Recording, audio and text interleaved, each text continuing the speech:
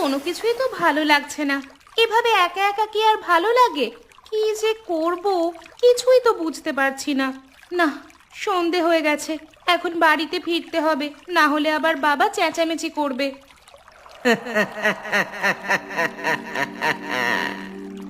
কেমন যেন একটা হাসির শব্দ হলো বলে মনে হচ্ছে না? এই সময় এইখানে আবার কে হাসছে? কেউ আছে এখানে? কাউকেই তো দেখতে পাচ্ছি না। তুই আমাকে জাগালি কেন? তুই আমার ঘুম ভাঙিয়েছিস। আমি আবার কার ঘুম ভাঙালাম? তুমি কে? আমার সামনে এসো, আমি তো তোমাকে দেখতে পাচ্ছি না।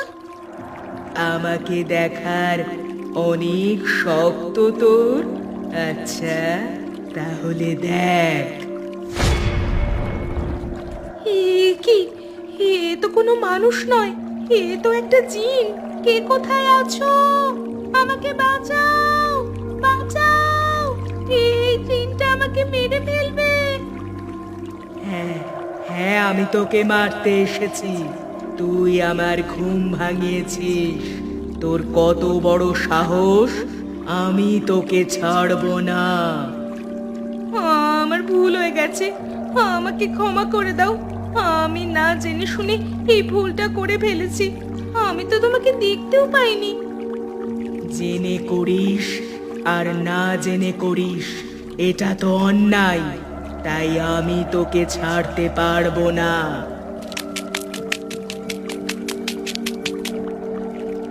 আমার হাত থেকে কেউ তোকে বাঁচাতে পারবে না।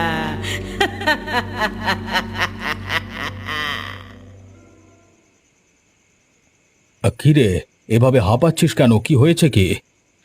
বাবা, বাবা! ও ও ও আমার পিছু পিছু আসছে।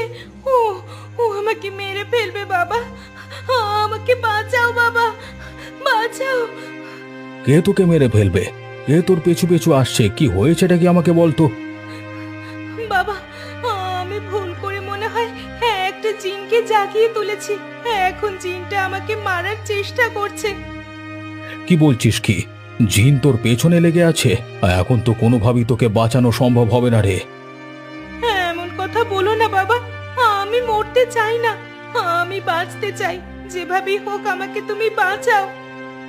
ঠিক আছে, আমি দেখছি। প্রথমেই বলে রাখছি, তুই কোনোভাবে ঘর থেকে বের হবি না।